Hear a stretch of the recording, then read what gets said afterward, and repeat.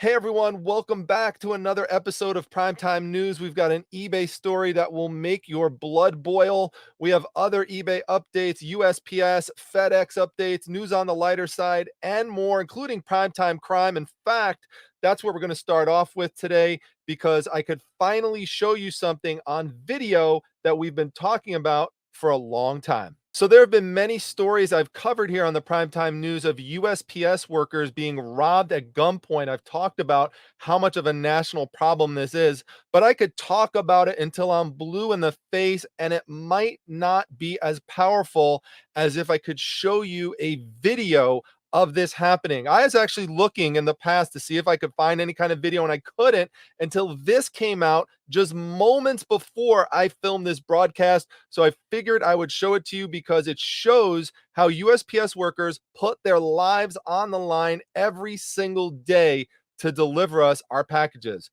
Let's take a look at what happened here. All right, today you can see the postal worker in the back.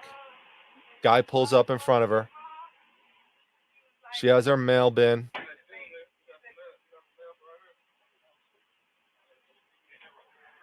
Now look, he just grabs it. He puts the gun right to her head. Takes something out of her pocket. It runs away. Look at that. Actually, someone else drove him. So there's a getaway. That's a getaway car. Someone else drove him there. Oh my goodness. That is so scary. Thank goodness she didn't get hurt. Wow.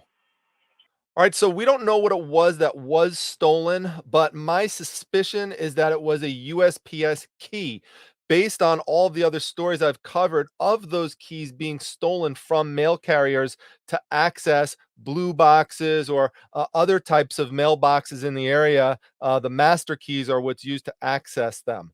So this person is still at large. If there's an update to this story, I definitely will let you know. But again, just wanted to show you that because it shows the risk that the postal workers are under every single day. All right, so if you're wondering how USPS did as an organization in fiscal year 2021, it's a mixed bag. They met their financial health goals, but they fell short on delivery and big time. Let me scroll down and show you this. So I know you can't read the actual numbers pretty well, but don't worry about that for now. Just pay attention to the colors. What this shows here in all these boxes with the colors in it, those are the fiscal year results. So that's 2021 in the first column, then 2020, 2019, and 2018. Over here are the targets. So you could see here the single piece 2-day fiscal year target was 87.81 for 2021, and they fell a little below that at 86.44%. Now, for 3 to 5 day mails, a little worse. The goal was 68.64, and they were at 63.2%. But what you'll also notice if you look at this chart in detail is that for most of these columns, you'll see that they performed worse in 2021 compared to 2020. So let's just take the single piece 2-day mail as an example. In 2020, they were at 91.47. Now in 2021, 86.44. For 3 to 5 day mail for first class, 78.83 in 2020, and 2021, 63.20. Now they did meet their goals for periodicals and marketing mail, but no one really wants to get marketing mail anyway for the most part. So they definitely have a lot of work to do. Now, they attributed most of this to the pandemic, and I'm sure that that did play a role, to be fair, in terms of staffing shortages and that type of stuff. So we'll see how things go in 2022. Some early results look like they might be turning things around. But we'll be interested to see because they did raise the fiscal year target performance goals in 2022 compared to 2021. So they do have some catching up to do. I'll keep you updated. A quick legal update for you. The Supreme Court this week rejected a challenge by the National Postal Policy Council to challenge higher USPS rates. However, as a result of this, the Postal Regulatory Commission, also known as the PRC, has announced that they're going to take a second look at their decision that they made that allowed USPS greater flexibility with pricing to begin with. So, all this is being relooked at. A lot of people are upset at how fast the prices are going up. It is definitely becoming more and more of a challenge for the reselling community and also for buyers out there. So, I'll keep you updated as things go on. But, for now, USPS is still setting their own rates. All right, now this next story takes us full circle to the first story that I talked about today. We've got a former USPS employee from Willow Wick, Ohio, who is charged along with 11 other individuals as being part of a crime ring that stole a total of $1.5 million. And this was done by stealing checks out of the mail, then washing the checks, rewriting the checks, depositing them into different accounts, and taking out the money. Now, not all of these people have been caught yet. A bunch of them have been, but some still are at large. So hopefully, everyone who's alleged to have been involved in this gets caught eventually. But the tip that I want to pass on to you about this, if you're nervous about all of these check washing stories I've been talking about, one of the things that you can do, and this is actually mentioned in a prior comment to one of the news videos, so always make sure you read them, is to use a gel pen. The gel pen actually penetrates the fibers of the paper and the check much better than a regular ballpoint ink pen will do. So make sure you have some of those on hand to use them to write your checks when you send them out.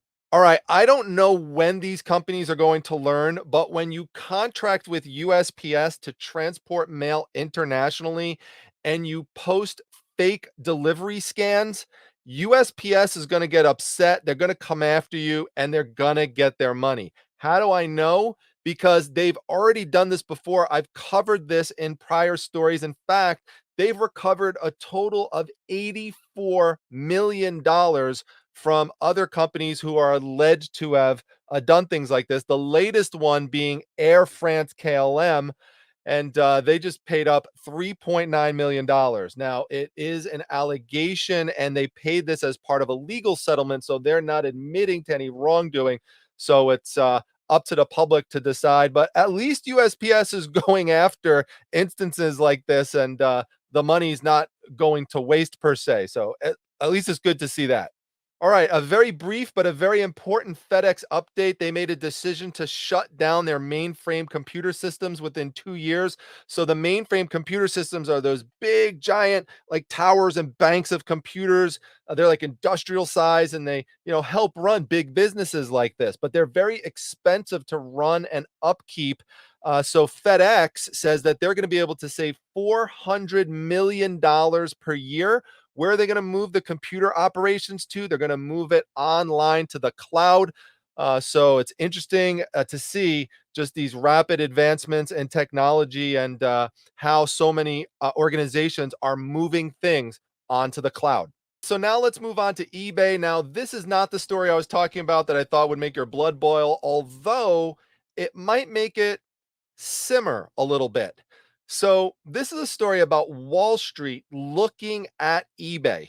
Now, don't get me wrong, Wall Street is not the be all and end all, but it's always interesting to see how a non reselling community looks at eBay and other e commerce platforms because they're just looking at it from the financials, and the business perspective. And the person who did the analysis here, his name is Kunal Madhukar, but he works for a major company that does these analyses. It's called UBS. So he took a look at it, and the stock was downgraded. The eBay stock was downgraded because of slower user engagement, what a lot of people have been noticing in terms of slower sales and fewer views on the site. So, one of the quotes here that I find interesting because it goes back to something we've covered in many stories here in the news broadcast about eBay moving more towards what they call high value buyers. And they're moving towards this technological reimagination, which is what CEO Jamie Iannone calls it. So that's why they get involved with selling all these luxury items and all these things that require authentication processes and selling digital non-fungible tokens and selling items in the vault, all these kind of things. But listen to this quote. This is from the analysis. With the platform losing buyers and with app traffic declining, even aside from a recession scenario, it's tough to see how its tech led reimagination initiative could drive mid single digit growth for the overall platform on a sustainable basis. That's the most important part, but just so I don't take the whole thing out of context, he also said while we remain optimistic around the potential for advertising, promoted listings, that's what we're talking about with advertising, to drive faster revenue growth compared to overall volume. So in other words, Wall Street saying, yeah, you make money through the ads, probably better than actual sales. We think shares are appropriately valued for the opportunity. So keep that in mind. I think that Wall Street is looking at things just like the reselling community does, and they're pretty bummed out. All right, this is a story from Anna Steiner over at E-commerce Bytes. This is the one I was talking about that I think is going to make people's blood boil. eBay literally sent over a flock of representatives to China to coach sellers there on how to sell things in the US in terms of shipping things over, getting things listed, all that sort of stuff. Now, don't get me wrong.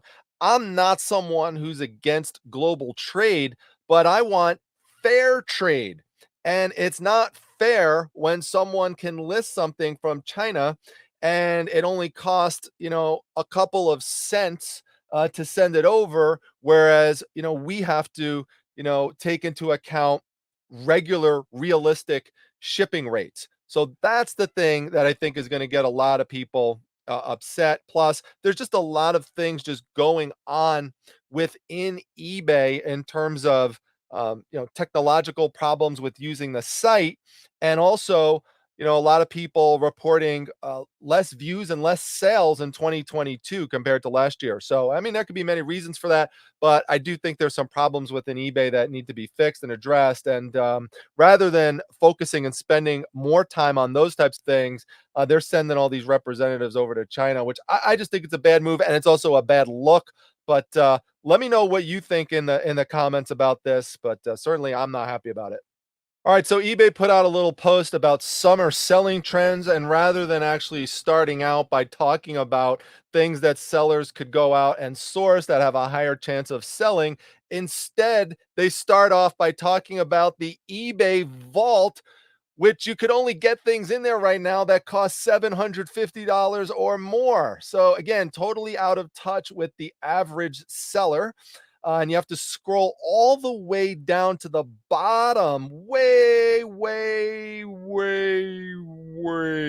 down to find out what actually is selling right now. So if you don't want to scroll through and read all of that, that's why you come to the primetime news. And basically, what they said is that there has been about a 200% increase in people looking for meditation types of products. A lot of people stressed out, need some time, relaxing exercise products, those types of things. Earphones and earbuds.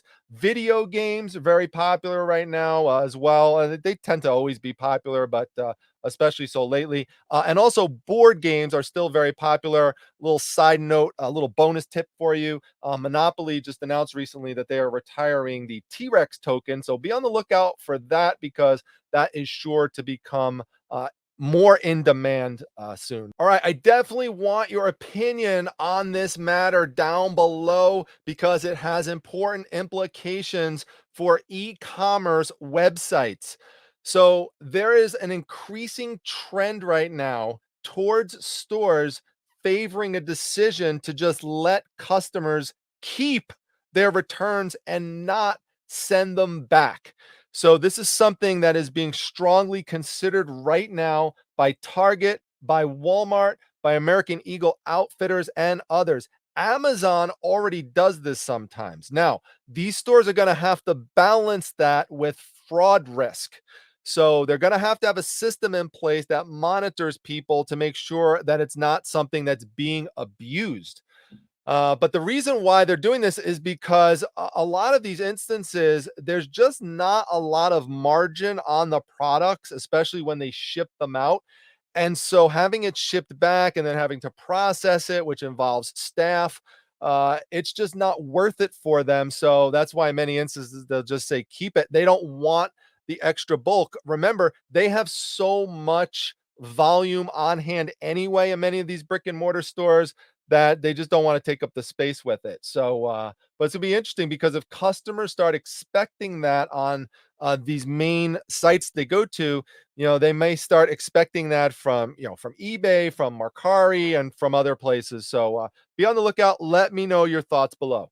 All right, now this story really hits home to me because it has to do with comic books and collectibles that were put in a storage unit and stolen. $400,000 worth. You could see that right here. These dudes literally loaded up this entire pickup truck. Now you can make out their faces. They are still at large. They are going to get caught eventually because you do have a pretty good look of their face. And I could tell you this as being a member of the comic community. Comic book community looks out for each other, and they will know when these books get put on the market and people will start putting things together. They won't have a good story on how they got these books. They won't know the books very well.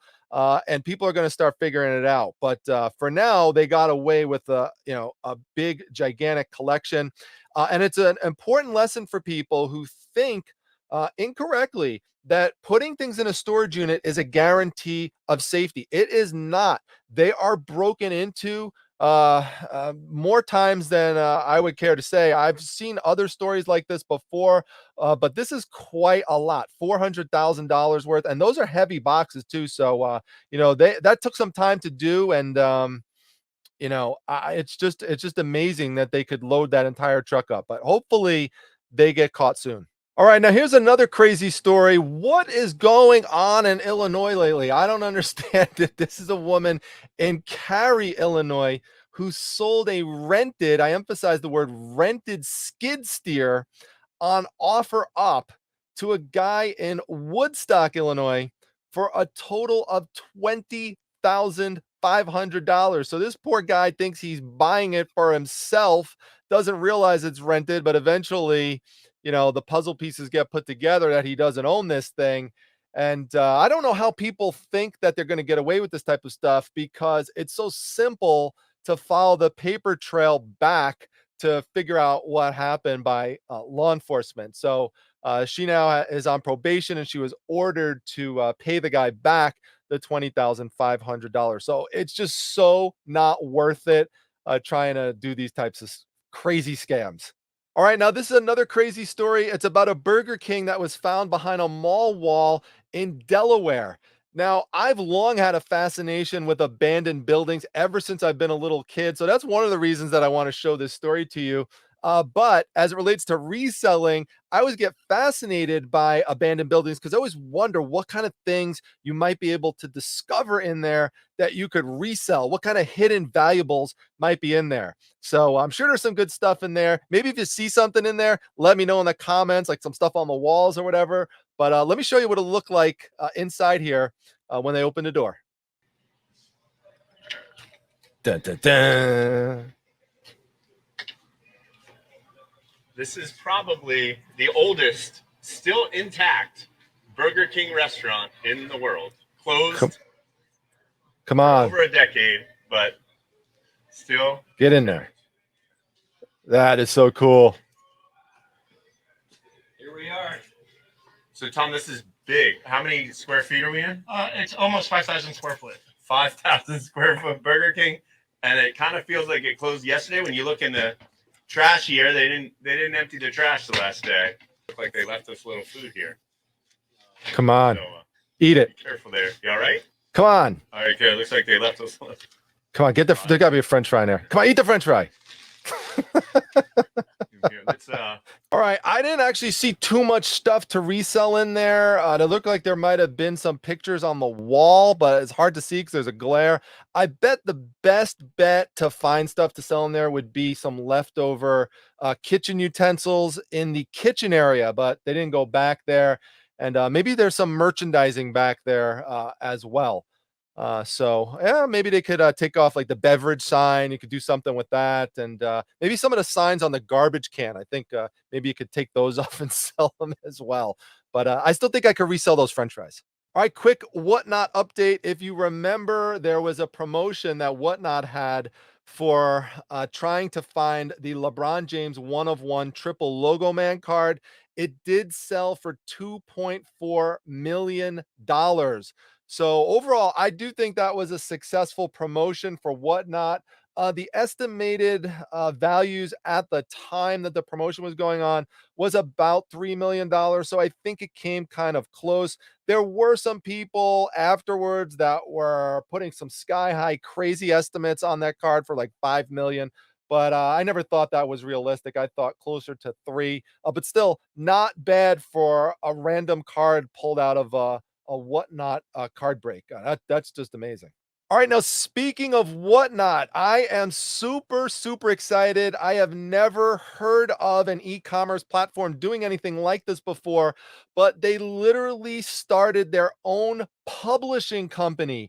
They have 4 titles that are set to launch, including Wesley Snipes' The Exiled. He's been working on that project for a really long time. They already last night started selling off some early versions of the books, like some ash cans and stuff like that, and they were going for crazy high prices. So some of these series are going to start coming out in October, so be on the lookout for it. All right, now I may just save your social life and your reputation with this story. Please, please, please, whenever you are uploading and sending videos or photos to someone or putting them on a reselling platform like eBay, triple check to make sure you are selecting the right files. Unfortunately, what happened to this poor woman who went to just innocently sell an air fryer. She posts her listing, she puts the photos up, and then people start contacting her on Instagram and sending her all these friend requests on social media because she accidentally posted a nude selfie of herself. Now, it's not as scandalous as it might sound. In her instance, the reason she had a nude selfie is because she was documenting her weight loss journey and wanted to take a before picture.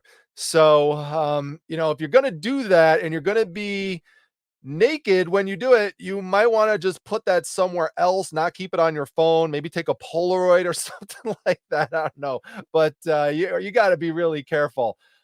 So eventually the post got taken down and stuff. But once it gets on the internet, the problem is that it just takes one person to save it, and then it could just get out there forever. So please be careful. I've actually had someone accidentally send me a nude selfie, and asked me to remove it, which I did, but but please be very careful. All right, now a reselling platform we haven't talked about much on the primetime news before, if at all, is Depop. They have more of a Gen Z oriented focus and crowd. It's very fashion and clothing based. They don't tend to make much national news, and they don't have a big share of the overall market, but they are trying to improve their marketing and their name presence. And I thought they did this in a creative way by teaming up with the video game franchise The Sims, which allows you to simulate the real lives of various people. And they basically created opportunities within the video game to actually go thrifting and to buy different types of thrifted clothing outfits, with the hope that if you do this, that you will be more likely to go and thrift and to resell stuff on the Depop platform, because there's a reselling element as well in the game, and you could actually use like virtual currency to get clothing and that sort of thing. So I thought it was interesting. You can go to the article if you're interested for more details, but again, these technological advances are pretty fascinating. All right, now I know we started off the primetime news today with a sad story about USPS, but we're going to end it off with one that's positive and hopefully puts a smile on everyone's faces. So, this story has to do with two postal workers who just retired. They worked in Virginia, they had been working there for decades. Well, they wanted to spend some more time with their family and with their hobbies, but their own family of people who they delivered really are going to miss them sorely. And you could see here this big reception that they put out. This is one of the postal workers right here. His name is Scott Arnold. Just such an awesome thing. The whole community got together, and all the dogs too. The story talks about how, the dogs really look forward to them coming here. And it really is a good reminder of how, the postal workers who are there consistently in your community for a big length of time, they really do become part of your family and just part of the community family. I know that's true with my own postal worker, for example. So she brings treats for Daisy all the time. I've talked about that before. She loves Daisy, and Daisy gets so excited seeing her. And I wanted to read you a quote from this article. It's so funny. In fact, here's two little statements. It says, but Arnold's greatest fans might be the dogs of the neighborhood. Dog owners shared how their pets anticipated his truck before it showed up to their mailbox and would excitedly wait for their daily treat. So true. Daisy does the same thing. I'm sure your pets do as well. Let me know in the comments. But here's the best part. On Saturday, Kay Burnell wore a necklace fashioned from the personalized Christmas stockings Arnold makes every year for the dogs on his route. The tradition, which includes a note from Santa Paws, Santa Paws, is one he will be remembered for and hopefully remembered forever. Congratulations to both of those guys and the mark that they made on their community and the love that they showed for those dogs. Awesome. All right, everyone, that's a wrap for the primetime news. Now, I do have to apologize to everybody because there were some people who are upset at me at my last estate sale video because I put in too many buzzer noises. So I apologize to everyone who got upset about that or who was just walking around with their earphones and all of a sudden it felt like you got like an electric shock or something from that. I've obviously watched too many game shows, particularly Family Feud, which is my favorite game show. And I always used to do that noise all the time. So I won't do the buzzer noises anymore in other videos. I will definitely be including cha-chings. And I am trying my best to avoid the explosion noises at the end of the video, no matter what I do. It keeps happening. I don't know if I need a new technique with the notebook or what, but I'm going to try and do maybe like a hook shot or something will help here with this because it'll maybe like, just go over kind of this way, like more different aerodynamics. Let me know. Give me tips. What do you want me to do with this book to maybe not explode it? But we'll try again and let's see what happens here. Oh my God. Seem to get louder every time. Anyway, thanks everyone. I'll see you at the next one. Now I got a lot of cleaning up to do again. My goodness. Bye everyone.